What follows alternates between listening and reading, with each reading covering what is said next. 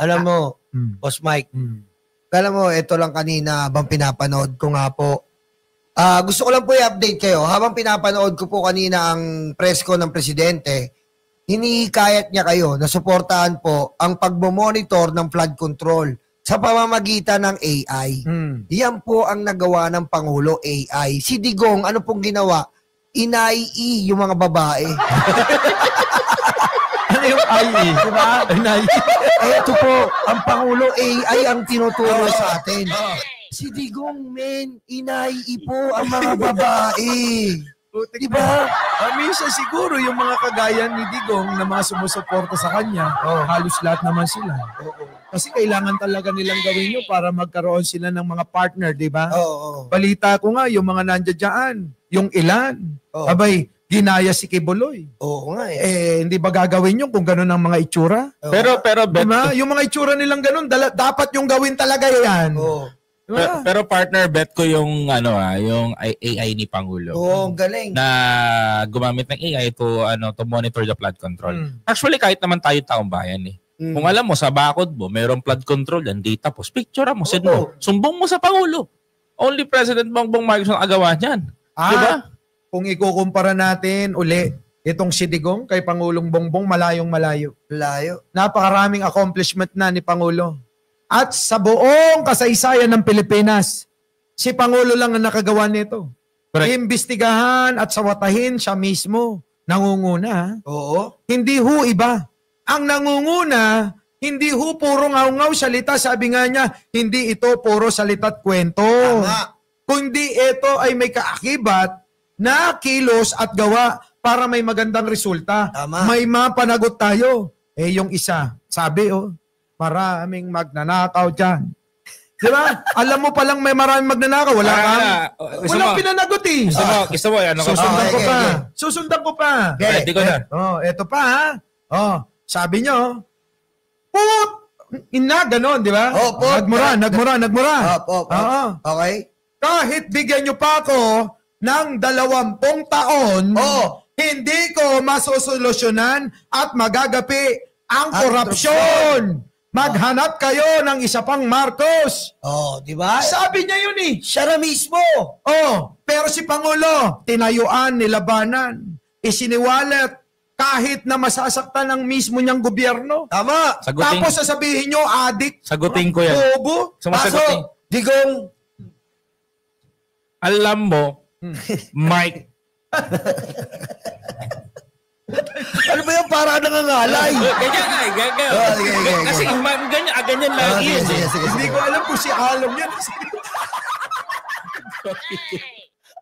Ay, pis tayo. Nalunod sila. Ito, manorism niya yan eh. Sige. Alam mo, Mike, maraming problema ang Pilipinas. Meron pang mga problema sa Parmali. Putak na! Ito sususugan ko ha. Okay. Nabanggit mo yung Parmali.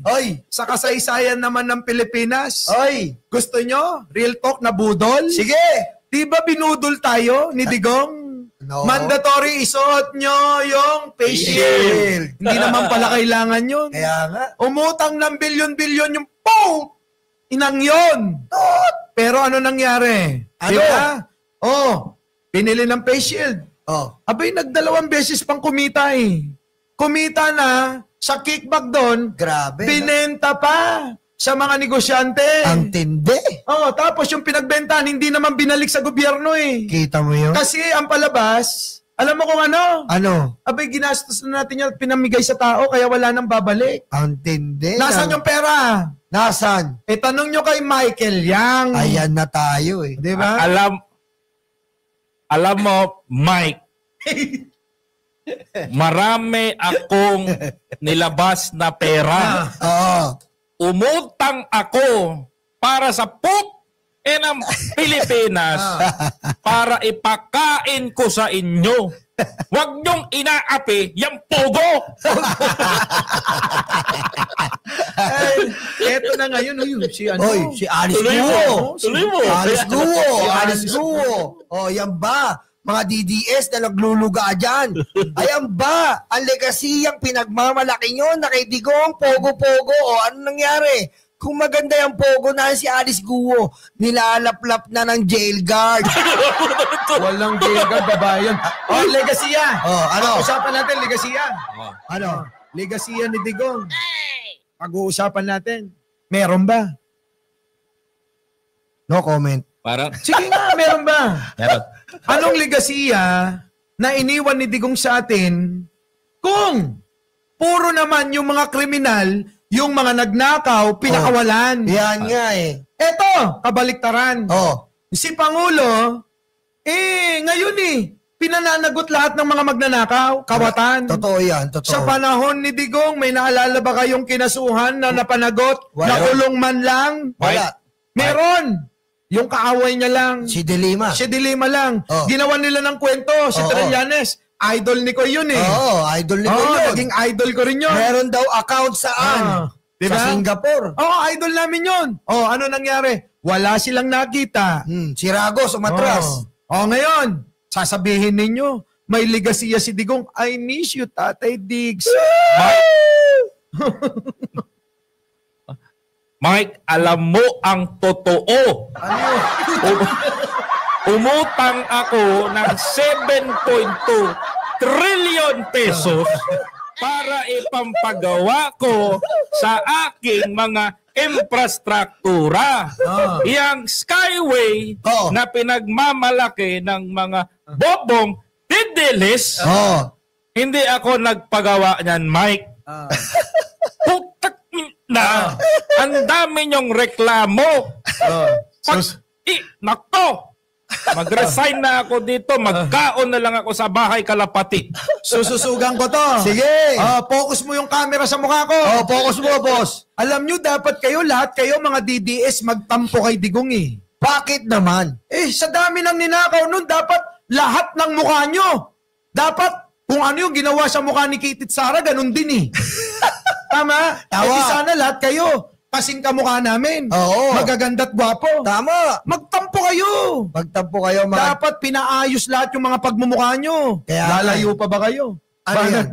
Sorry Oo. Pero talaga dapat pinarenovate mo rin yung mukha mo. Oo. Sama mo na rin yung mga kasama mo. Hino. Hino naman yan. Hino.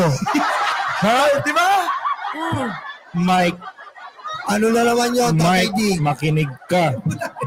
Si Tatay Dig. Tatay Dig. Ano yun? Yung bengot na nagsasalita na yan, putang ina, matapang, wala ka namang sinagawa, nakadikit ka lang dito. Dati, nung panahon ng kampanya, tumakbo ako na kay Isko ka. Teka. Wala kang kwenta. Di ka pwede maging DDS. Teka muna, tapusin muna natin dito yan. Puntan natin si Saldico. Oy. Ako muna. Sige. Unang banat. Una. Ang tanong ko sa inyo mga kababayan, naniniwala pa ba kayo kay Saldico? Kasi mga kababayan ko, ilang beses nang nagsinungaling yan.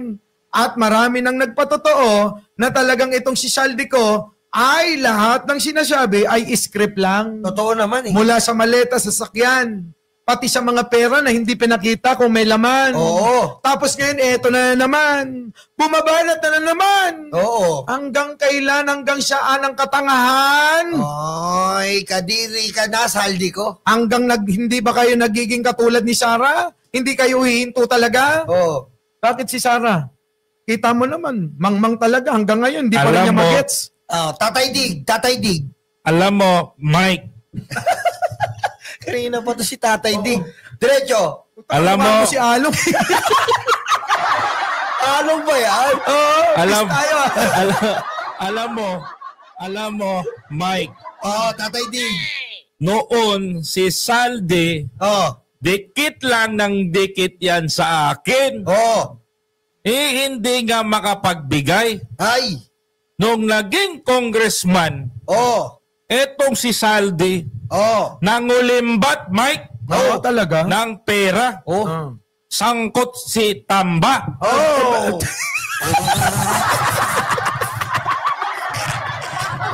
Teka muna. Tatay Dig! Tatay Ang Dig! sinasabi ko, May tanong ako. ang sinasabi kong tamba, Oh. yung anak ko, Sino? tamba, lustay. Tambalustay pala. Ay! Nailusot Nailusot yung banat. Bakit? Di ba kasi tapos? Tapusin mo. Mahusay ka, Tatay Dig. Parang kotse yan. Pipip! Eto tanong, Tatay Diggs. Bakit hindi nyo pinanagot si Saldico tsaka si Tambalustay pala? Oo nga. Kung talaga palang nagnanakaw. Opo. Mike, Oh. alam mo ang totoo.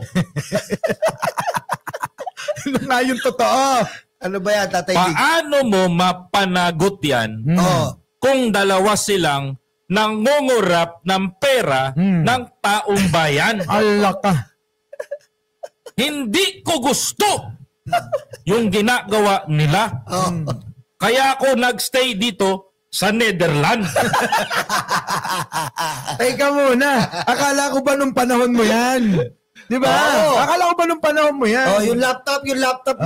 Oo nga, bakit nyo binuro yung laptop sa Pati yung bodega? Parmali pa, yung Parmali overpriced. Bakit yung Parmali overpriced? Ang sabi ko, Mike, Ano? Nyolo, alam nyo kung ano ang rason ko.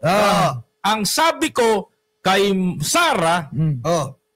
yung Tatay Dig! Tatay Dig! Tubig, Tatay Dig! Tubig! Tapos si Tatay Dig. Kaya po, tapos mo si Tatay Dig. Kakalaplap po yan, kakalaplap. ang sabi ko sa aking DepEd Secretary, Oh. buruhin mo Oh. yung laptop nang hindi na mapakinabangan ng mga guro. Oh. Kasi pagsunod na pag-upo ni Inday, palitan ng bago yan, itabon nyo ulit doon para magkaroon tayo ng pera. Overpricing. Yan ang tamang gawin. Oo. Kapag ikaw ay nasa gobyerno, sabi ko nga, hindi mo matapos ang corruption kahit 10 taong pa akong maupo dito. Kaya mangurap na rin ako. Teka, eto seryoso. Oh, go, Boss Mike. Alam mo, sa totoo lang, lahat na yata ng illegal, pinagkakitaan ni Digong eh. Oo. Mula sa sugal, Oo. pogo, Tama. droga, Tama. at mga kickback sa mga proyekto sa gobyerno. Pinakyaw ni Digong lahat eh. Kung medyo lalawakan nyo lang yung isipan ninyo, Oh. kung medyo tatalasan nyo lang yung isipan ninyo, abay, masusumpungan nyo eh. Nandoon sa dulo ng katotohanan. Ayaw ninyo, gusto nyo magpaalipin sa kasinungalingan. Kaya nga eh. Yun yung ginawa sa inyo eh. Di ba? Nandoon lang, kinulong kayo ni Digong sa kasinungalingan.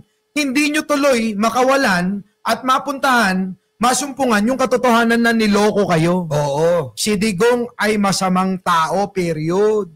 Nilito niya tayo habang siya nangungurakot sa pamamagitan ng sugal, sa pamamagitan ng droga, sa pamamagitan ng pangungurap sa pera ng bayan. Nililito niya tayo sa patayan, tinakot tayo na huwag magsalita kasi kapag nagsalita ka, papatayin ka. Tama. Ilang abogado na ang mga nawala nung panahon niya. Tama. Dahil pinagtatanggol yung mga biktima ng EJK niya. Tama. Kita nyo, unawain yung maigi. Kasi nananatili kayo sa ginawa ni Digong, nananatili kayo na mangmang at tanga. Alam mo, totoo yun, sabi ni Boss Mike. Iwasan nyo na ang kakadila sa korduroy na itlog. Nakakasama yan. It's bad for your health. Gumising na kayo. Diba? Tignan nyo po, sarili nating dugo, 30,000 Pilipino ang nawala dahil po sa kawalangyaan ng korduroy na itlog ni Digong. Kaya gumising na kayo. Tatay Dig, ano masasabi mo? Alam mo, Nyolo, Mike, sobra Hindi pa ang nangangalay yan. ginagawa ninyo sa akin. Ginawa ko naman lahat. Ang pangako ko sa inyo, High chair ka ba? 6 months, ubusin ko. Ha? Nangako ako sa inyo, sa Luneta, 6 months, ubusin ko yung mga adik. Inubos ko. Dinamay ko na yung iba. Bakit adik pa rin yung mga nasa munisipyo nyo sa Davao? Oo nga, yung anak mo, adik. Ang sabi ko, Mike, Nyulo, dapat kung meron adik sa aking anak, ako mismo ang magpapapatay. Ba't buhay? Ba't buhay? Nakalimutan ko, Mike. Nangako ako. Alzheimer's na pala. Alzheimer's. Ang utos ko sa Pogo, wag niyong galawin yan. Bakit? Mabait yan. Nagpapasok ng pera sa atin yan. Hindi! Sa'yo lang, sabi ni Roque. Sabi ni Roque. Ayang si Roque, namihasa na sa kakabengbang ng lalaking Chinese sa Pogo. Kaya laging nagstay yan doon. Ang utos ko, kumubra lang ng pera para meron tayong pang-happy-happy. Yan naman pala. Galing mo, Tatay Dig. Akala ko naman para may pambayad doon sa nag-i-injection sa kanya.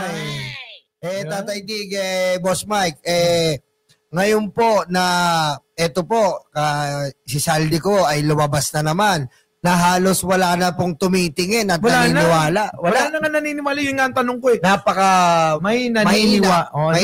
May naniniwala pa ba kay Saldi ko? Walang naniniwala. Wala na ho. Wala na silbi yung mga sinasabi niya. Yung mga tatanga-tanga na lang ang mga kumakapit at mga sumasakay dyan di ba? Oo. Kaya po, dahil po dyan, ay magkakaroon po ng isang matalinghagang rap si Koy para kay Saldi ko at kay Tatay D. Grabe naman. Rap na tayo. 10 minuto na lang tayo Late ka! Late ka, 10 minuto na lang tayo. Yung rap. Balata mo na. Balata mo, Saldi ko, tsaka si Tatay D. Hindi, ato lang, sabihin ko na lang muna. Sige. Bago tayo alam mo, wala na maniniwala kay Saldi ko Kahit na gano'n pa man ang gawin niya sa panahon na to, hindi na magagawa ni Saldi ko na makabawi pa sapagkat bistado na siya ng tao. Yung mismong taong bayan na ngayon ay naghanap ng katotohanan upang panagutin itong si Saldi ko at ang iba pang sangkot sa flood control issue. Sa katunayan pa nga, mayroon pa ngang napapakulong at tinuhuli ongoing. Marami na. At ito ang pinakamatindi doon. Ano? Yung pangako ni Pangulong Bongbong Marcos na hindi na pagpapaskuhin at masalimuot ang buhay ng mga yan, mangyayari na. Tama. Balita ko, meron daw trillion march sa November 30. Siguro naman di na kayo magsasalita pa ng Bongbong Marcos resign. Kasi wala na hong sisigaw nun. Kasi naramdaman nyo na ang gobyerno to may puso at may mapagpalayang kamay laban sa mga magnanakaw. Meron silang isisigaw. Ano yung sino? Yung mga yung sa November 30. Ano yung isisigaw? Sara magnanakaw. Sara magnanakaw. Sara magnanakaw. Magnanakaw si Sara. Yun. Yung pala sisigaw. Pero, sino presidente? Alin? Ay, eto ngayon, meron pa. Sino presidente? Mali. Alin? Ano ba? Kasi late ka lagi. Bongbong Marcos.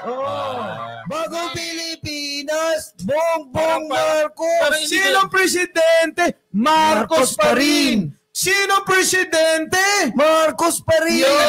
Parang yung kay Lenny yan Aming presidente, Bongbong Marcos. Presidente. Parang yung sumasayo nga, Papa. Pero kasi, alam nyo, alam naman natin na talagang wala na, hindi lang tayo ang may alam. Lahat po ng tao, maliban na lang sa mga kulto ni Digong. Sasabihin na naman, ba't naman tinatawag na kulto? Sinabi ko na to. Bakit kanyo? Saan ka nakakita? Na ano? Yung mga kulto ni Digong litrato, iniiyakan. Buhay pa naman. Hindi pa namamatay, iniiyakan. Kaya nga itong si Atty. Claire, pinagtanggol ko minsan ayoko nang ipagtanggol kasi kayang-kaya niya na maipagtanggol yung sarili niya. Pero sabi ng mga DDS, ito daw ang totoong kapatid, si Atty. Claire. Pero itong mga DDS, kung di ba naman mga tanga ito, Anak ba kayo ni Digong? Tatay Diggs kayo ng Tatay Diggs? Tama. Di ba? Isipin nyo maigi yan. Oh, kung hindi ba naman kayo mga gunggong at tanga, pati litrato, iniiyakan nyo. Meron pa ako nakita. Abay, kakapi niya. O, kilala nyo kung sino siya. Kakapi niya. Kakapi niya. Nagkakapi silang dalawa tapos nag-cheers pa. Ay, naku, yung Boy Sile. Yun na nga.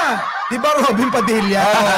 Meron pang isa. Sino? Habang natutulog, yakap-yakap yung kartolina. Uy. Karton ni Digong. Literal. Oh. Na may itsura niya. Oo, ano itsura? Syempre, pangit siya. Oh. Wala namang iba.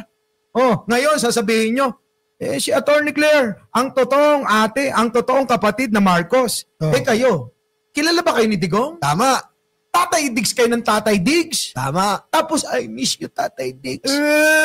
Tapos, iiyak kayo. Meron pa, dinamay pa pati bengbang niya. Oh. Naapektuhan na pati bengbang ko.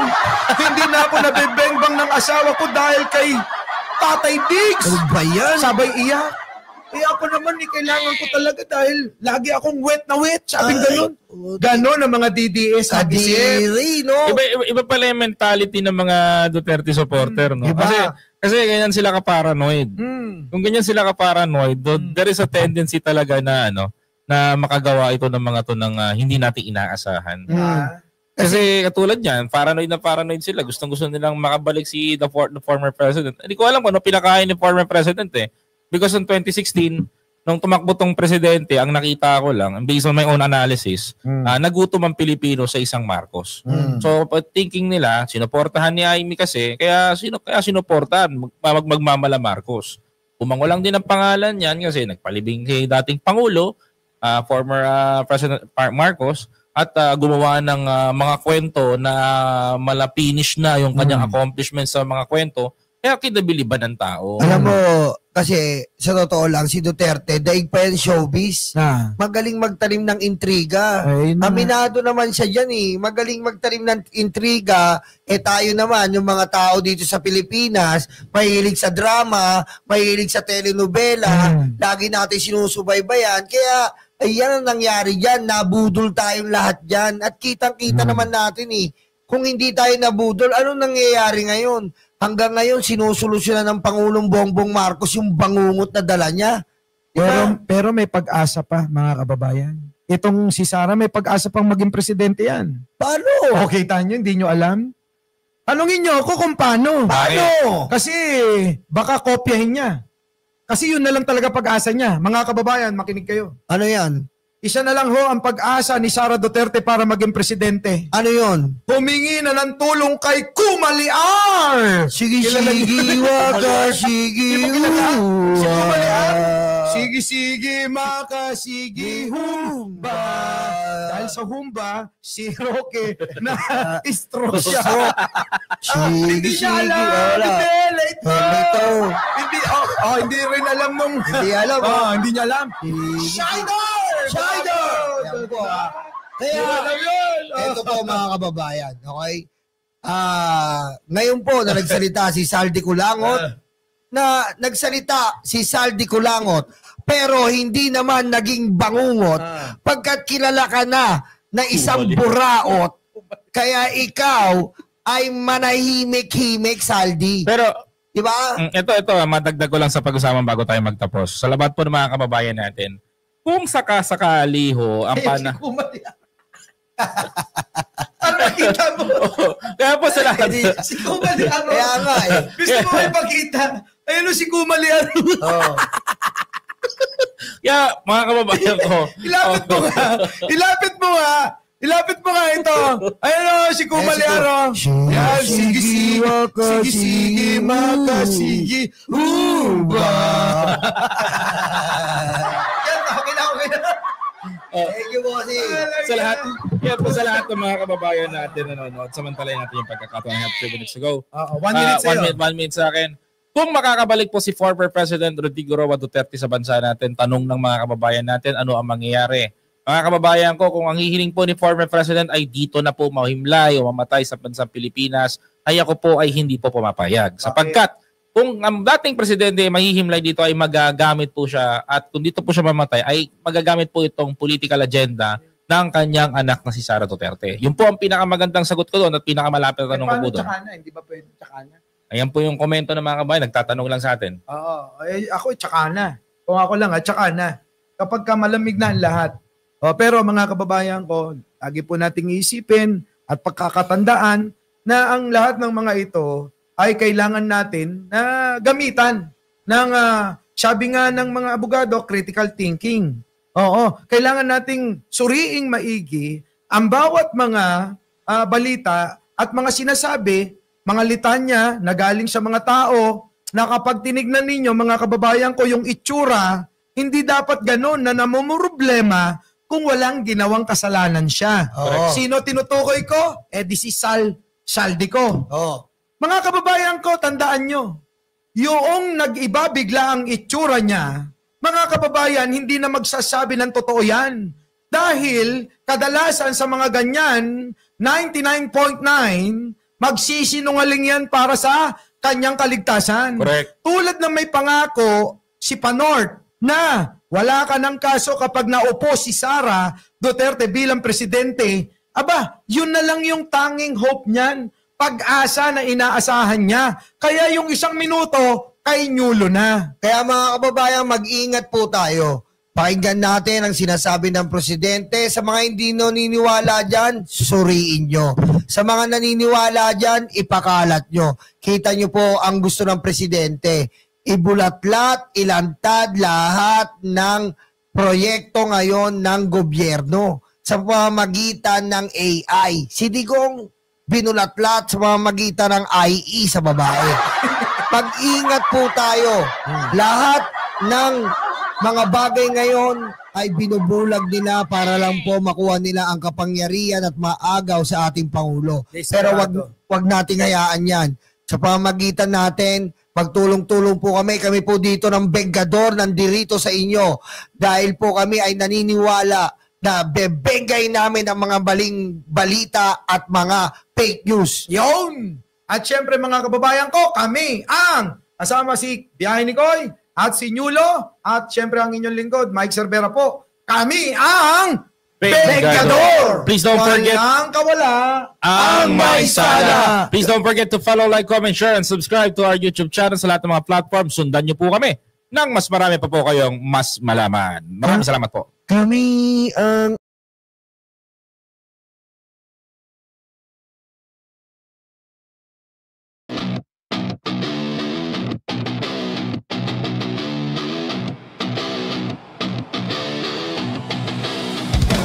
Maraming salamat po sa inyo. Kami po ang Bengador, ang bebengga sa mga fake news dahil kami ang apoy na susunog sa inyo.